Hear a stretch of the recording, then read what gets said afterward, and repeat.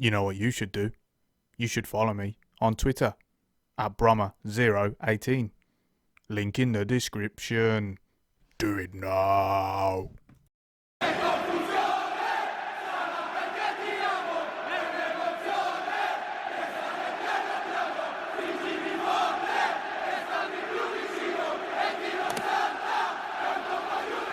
What is going on, everyone? Thank you for joining me today. Hope all of you are doing well. It is episode 14 of our AC Milan career mode. More importantly, though, we begin the league season of season 2. Last time out in episode 13, which if you haven't watched, by the way, do go and watch that one first before coming on to this one.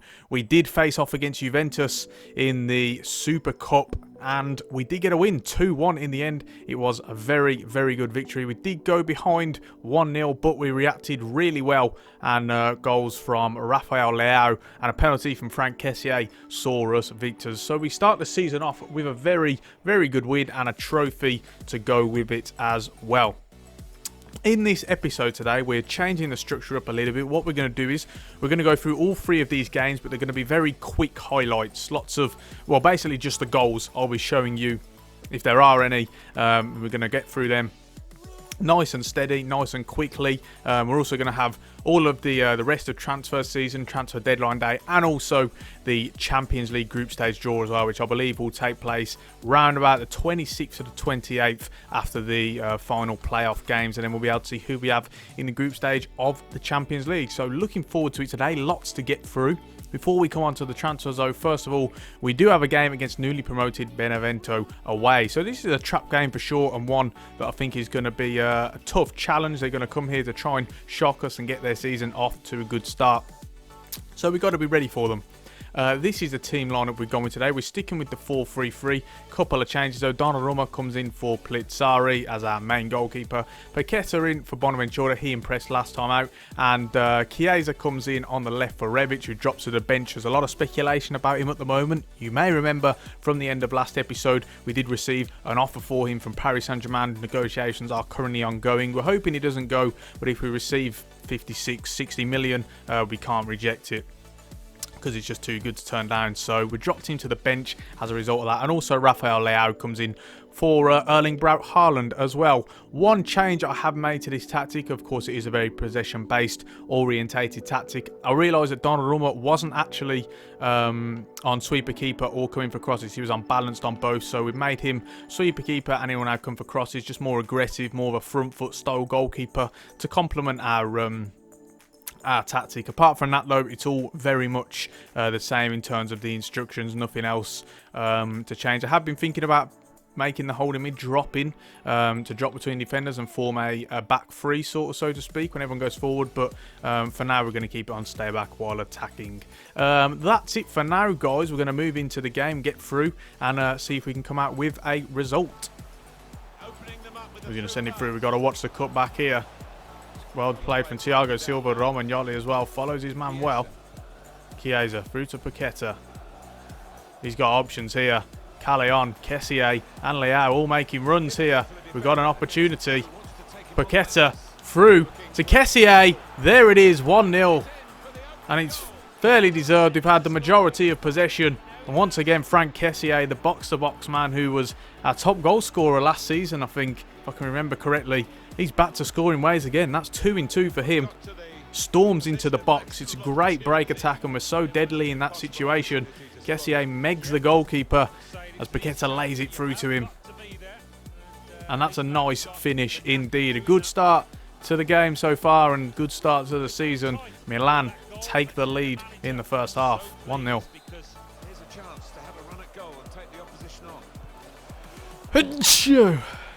Bless me. Oh, f***ing hell. Oh, I sneezed and it knocked my focus off. For goodness sake. Can't believe I've conceded that. Oh, I couldn't help that. I just sneezed at the minute he crosses it in. And it was a heavy one. And therefore Romagnoli touches it. Obviously I'd have cleared it normally, or it might have been Thiago Silva actually. No, it was Hernandez, I think, or Romagnoli. One of the two. And Sau can just pounce on it. Just completely my bad. Maybe I should have paused that, but to be honest, I just didn't expect it to come. And we gifted Benevento the chance to get back into the game. 1-1 now. Pretty instant reply. Hernandez. Good ball to Paqueta. Paqueta, oh, he's done well there. Lovely shimmy.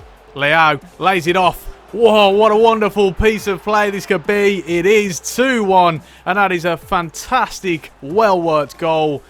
Paqueta is the man on the end of it, but Leao, take credit for his build-up play as well, because that is absolutely brilliant piece of innovation there to make it 2-1. Look at this. Paqueta, brilliant work originally. Tries to get the shot off. It's blocked, but it falls to Leao. He backheels it into the path of Paqueta, whose movement is superb. He realises and recognises the situation, and he's there on the receiving end of the backheel, and it's a nice finish. That is a brilliant, brilliant goal. Really pleasing, and it's 2-1. Kessié looking for Callejon. Good ball. This is an opportunity to finish off the game now. Callejon, he'll go on his own. Great finish, 3-1. Surely that's full time. Or the game over, should I say. Jose Callejon marks his first league start for AC Milan with a goal, and it's a cool finish. Kessié spots the run. Brilliant movement off the ball.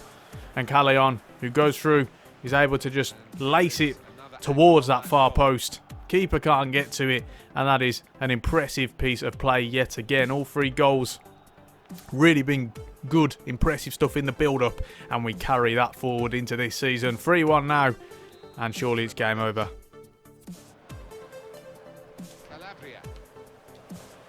Oh, working again, and Callejon has found lots of space. It's great movement. Oh, I haven't sweated it, but it doesn't matter because it's another great finish from Callejon. It's almost like for like that goal was to his previous one. He finds space. The left back is just in complete no man's land, and Kessié finds Callejon on the run, looking to penetrate in behind, and it has worked yet again. Brilliant movement, and that is something that Callejon is so good at in real life. That movement in behind, off the ball. It really is a weapon, an underrated weapon at that. And he tops it off with another really neat finish. 4-1 now, and it has been thoroughly deserved. A convincing win today against Benevento. Look at the build-up play. Full time then, 4-1 in the end. A good result, good performance, very pleasing. And we can move on to the next one. Always good to get off to winning ways with the start of the season. It can go very wrong. And it did, to be fair. I mean, they at one point obviously levelled the game and, you know, looked to be a challenge, although it was a bit lucky how they got that goal. But nevertheless, we get the win, and it's a good start to the season. So welcome back, everyone. We are now on the day of the Sassuolo game. Not any transfer news to talk to you about at the moment, other than negotiations for Ante Rebic have broken down. We couldn't, you know, reach an agreeable fee, so that's okay. I don't really have a problem with that. Very, very high on Rebic, so glad to keep him at the club. But in terms of incoming, still working on things. Not a lot to report at the moment. So we move straight into the game. Only one change from the previous game. Romagnoli comes out and Caldara comes in just for the sake of rotation. Nothing more really. Apart from that, we are going to stick with the same team. Moving on to Sassuolo. They did win their first game as well. So it'll be interesting to see you know, where they match up early on in the season. So let's get into the second game of the episode. Tonali. Leao's going to look to try and break off, and he does so as well. That's the ball, and Leao's got the opportunity. Oh, he's taken out, and that is going to be a penalty. He really didn't need to do that, the defender. The goalkeeper had it covered. It wasn't the best of finishes from Leao, actually, but they've given us a lifeline. You know, poor defending from him in the end. I can understand maybe you're just trying to do all you can to get the shot away, but the keeper had it covered, and he'll be disappointed if we do manage to score this. It's Kessié. Last time we went bottom left-hand corner. We're going to do that again this time. How have he missed that? How has he missed that? It was in the goal. The thing was in the goal. He's got like 84 penalty stat. How has he missed the target completely? Absolute bull. Bull.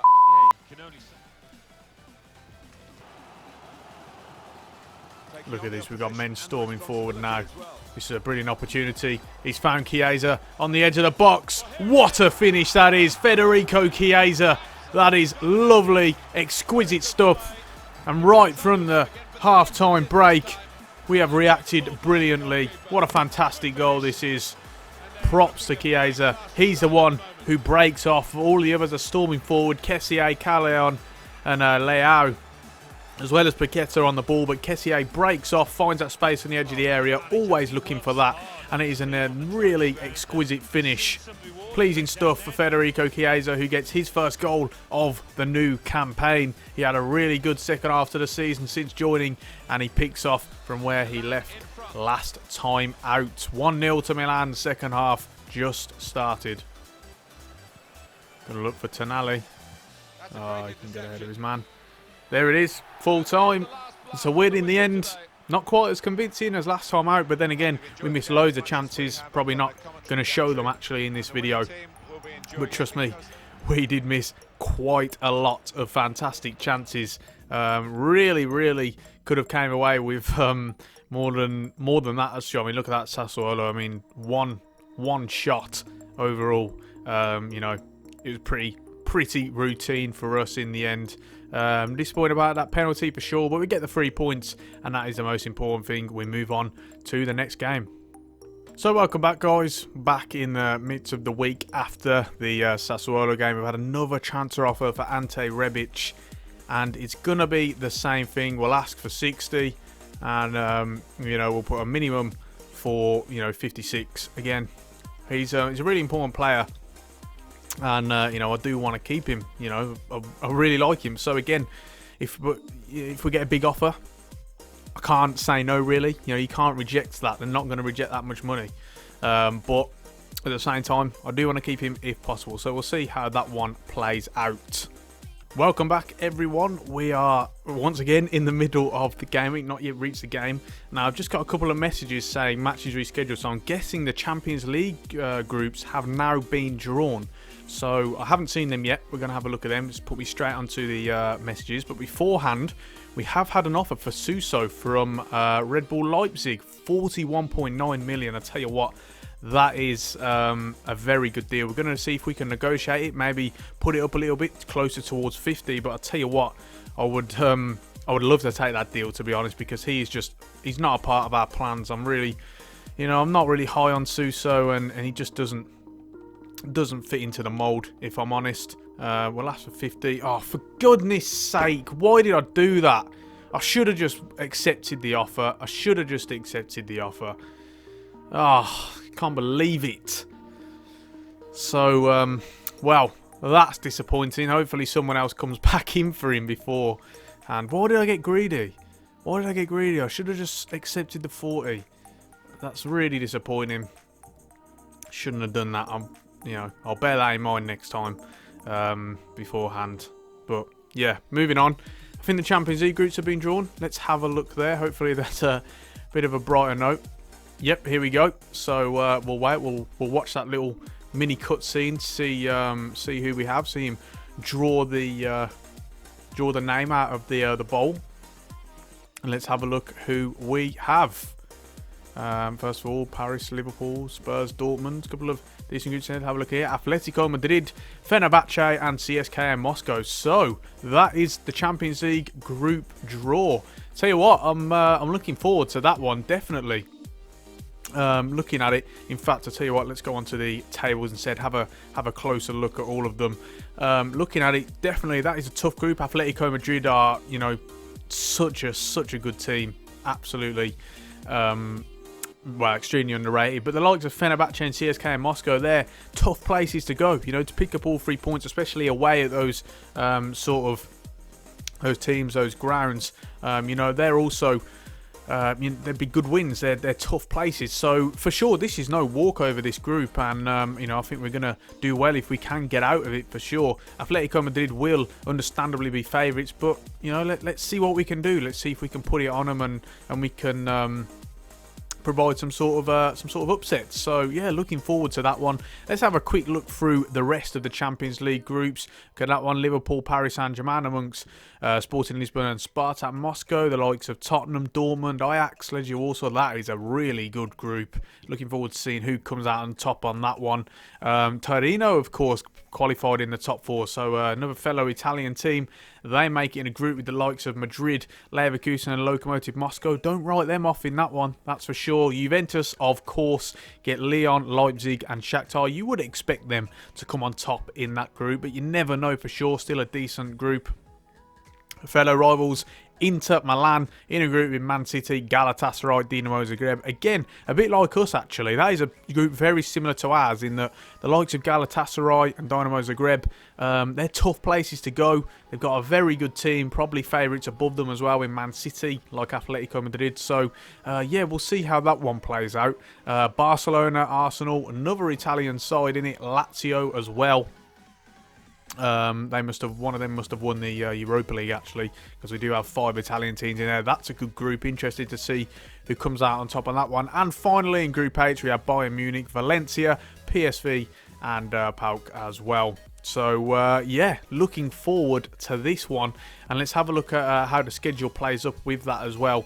In terms of who we got first, we've got to start off with Fenerbahce. Then look at that, we've got a tough week there: Torino, Napoli and Atletico Madrid. So that's going to be a real test early on of our character and whether or not we can rotate and still have that quality. So looking forward to them ones, and you know, can't wait. Hopefully in the next episode we should have them.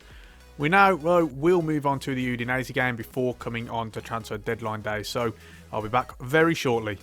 Well, we're back again. Udinese game is now on the horizon, and this is the lineup. We're going to stick with the 4-3-3. It's working well. I like the possession-based sort of system we've got going here. The players are starting to adapt and get better in this system, but we have made a few changes. This time, Thiago Silva comes out for a rest, and Romagnoli will return to the side. Andrea Conti comes in for Calabria. Rolando Mandragora comes in for Sandro Tonali to make his his first start for the club against his former team, Udinese. Rebic comes into the side onto the left. He replaces Callejon, who's getting a rest. Callejon drops out. Chiesa comes out onto the right. And Haaland will move up front in place of Rafael Leao. Looking at the league table, let's just have a look, see how Udinese have started. They're 9th at the moment, 1 win, 1 loss, so very standard for them. Let's see what sort of threat they will pose to us today. Plays alongside Zuhair Vedal, and it's 2 strikers up front who look to provide the goal. We've got to watch this run in the middle here. He's going to whip it back post. Stuani controls and finishes. Christian Stuani scores against me yet again. And he's the most average of players, but the average players always seem to score against me. Just a lack of concentration, actually. He shouldn't be scoring that. Romagnoli is actually, positioning-wise, not the best. And, you know, they've hit us on the break attack. We've committed men, and we get punished as a result, and they capitalise. And Udinese take a shock lead early on, 1-0. No right to make that save. It's absolutely fantastic. That's a great ball. Haaland on the end of it. Oh, the ref's giving a penalty. Wow, I did not see that one coming. We're going to have a second look at that. Let's find out what exactly happened. I just thought he'd missed the ball completely. Ref says there's some sort of obstruction there, if it's going to show the replay. Oh, dear God. What's going on? Oh, my word. Oh, here we go. Thank you, finally. So let's have a look here. Ref claims there's a foul. There really isn't a foul. For some reason, he's given that. Just some sort of obstruction, he's saying. I don't know. But, you know, we'll take it all day long. Let's go right this time. We've gone left with Kessier's last 2 penalties. Let's see if it will actually go where I've pressed it to go this time around. Well, there we go. It's not the best of penalties, but it does go in, and that's what matters. Frank Kessier levels the scoring, and it is 1-1. 12 minutes in. A great start to this game, actually. Really exciting stuff. Not great if you're AC Milan manager, but nevertheless, 1-1, and it's a good reaction from us. We get lucky with the decision, but we'll make the most of it, hopefully. Kessié gets his third of the season. 1-1.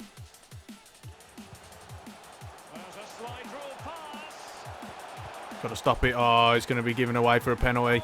It's going to give a penalty, yeah. So it's Mandragora actually against his former side. Just tried to stop the cross. But it all just forms. Everything happens too quickly in the end. Bad decision making from me perhaps, but I had to try and stop the cross, had to slide. And they're in a great position now. It's Stuani again. What an idiot. What an absolute idiot. He's tried to dink the keeper and he's made himself look a right mug with that. Idiot. Chiesa. So lay it off. Haaland. It's good touch, good hold-up play. He's going to look for Paqueta. What a ball that is. Paqueta to make it 2-1, and he has done so on the stroke of half-time. Lucas Paqueta. It's a nice finish. Haaland with the assist. Good hold-up play. We're just spotting those breaks. And Milan, they were so good at being, well, just reacting to going behind, reacting to situations that unfold. They've done it again. They hit teams on the break. We hit teams on the break. And this time it's Paqueta who's there to finish it. Nice finish. And it's 2-1.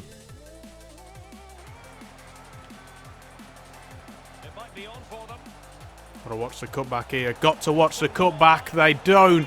And the man who doesn't get picked up equalises for Udinese. We know, I mean, I spotted it before it even unfolded. Assis free in the box. The midfielders don't pick him up. And he's just got an open shot on goal. That's so disappointing. It's something that this game really just has not been able to just address. They have just not addressed this at all. He shouldn't be free there. Why is he free? Mandragora's over here for some reason. He's my holding mid. He's set to man mark. He should be on him. Paqueta is right by the incident but doesn't react and doesn't notice what's unfolding. And that's just so disappointing. They've got to fix this issue. 2-2 now. Look at us on the break now. Leo through the middle. Oh, Chiesa! You've got to play that ball. He has to play that ball. And Udinese have got the opportunity. Oh, we bowled it. 3-2 right at the death. We've thrown away a lead. And that is so disappointing. We've got a brilliant opportunity. Hello, everyone. It's me. This time in post-editing form. I can't quite believe this, but it turns out that the memory on my capture card was actually full up at the moment of this part in the recording. So it turns out that it didn't record anything after this, and I didn't actually realise until after this game. I'd recorded all of deadline day as well. My voice was still there, but there was nothing on screen because it had all the memory was full. So it turns out I can't show you my reaction to this goal, and I had to do a post commentary on deadline day as well. So I do massively apologise for that, but unfortunately you can't see my reaction. Yes, I was annoyed, and yes, we did end up losing this game, as you can imagine. Now let's get back to the video where I'll give you a post commentary of deadline day. So with all that has just happened, guys, we have obviously missed deadline day. Obviously I didn't realise until after. So I guess I'm just going to recap what happened. Thankfully it wasn't too eventful, so there's not too much I've got to go back over. We made one signing in the end. It was Marco Varnier from Atalanta, centre back. Now having a look, of course, you may think £12 million for a 72 rated, bit overpriced, but the thing is, of course, we are trying to make it as realistic as possible. Atalanta would want an 8-figure fee for him, I believe. He's a prospect, still a young prospect, but he hasn't quite been able to fit into their team, fit into their first team yet. Been out on loan here and there. So, I think that's a fair price. He was exactly what we were looking for. Still young, can still develop, 22 years old, but could fit him right away as part of a rotation, sort of a rotational piece. So, very pleased with that signing. And he fits into our ethos as well, our transfer philosophy of trying to sign, trying to bring through young, homegrown Italian talent. So in the end, that was a good signing. We did have a look at attackers, but in the end decided against doing that. The reason being is that, you know, in the youth academy, we've got a few players who are very, very close to breaking through, in particular likes of Daniele Guidi, who's been 15 for about 2 years long now. So we're going to persist. We're going to persevere with these. Wait, I mean, he has got to be very close to turning 16 now, because it's just been forever. And then we can promote him and try and, you know, work with them rather than going out and signing another attacker. So yeah, I'm very pleased with our business this season. And you know, hopefully we've got enough. I think we do have enough really to compete on all fronts. Let me know, guys, what you thought, by the way, of the structure in today's episode. Just going through the games quicker and faster. Maybe get more games in, just show the goals, highlights. You know, I'd really love to get your opinion so I can decide what to do next. In the next episode, you know, we are going to have probably our first Champions League game, but whether it's Fenerbahce or Atletico Madrid that we show, you know, I'm not sure yet. I'll get around to that at some point. But, you know, on that note, I think we are going to round it off there. I do apologise that in the end it's become a little bit messy with the whole capture card problem. But, you know, I'll learn from that and not make that mistake next time. But on that note, we are going to finish it off there. If you've made it through to the end, thank you so much for watching. Make sure to subscribe to the channel if you haven't done already for more regular content from me. Leave a like on the video if you haven't, to let me know that you're enjoying it and you want to see more. And on that note, we are going to finish it off there. Thanks so much for watching, and I'll see you next time.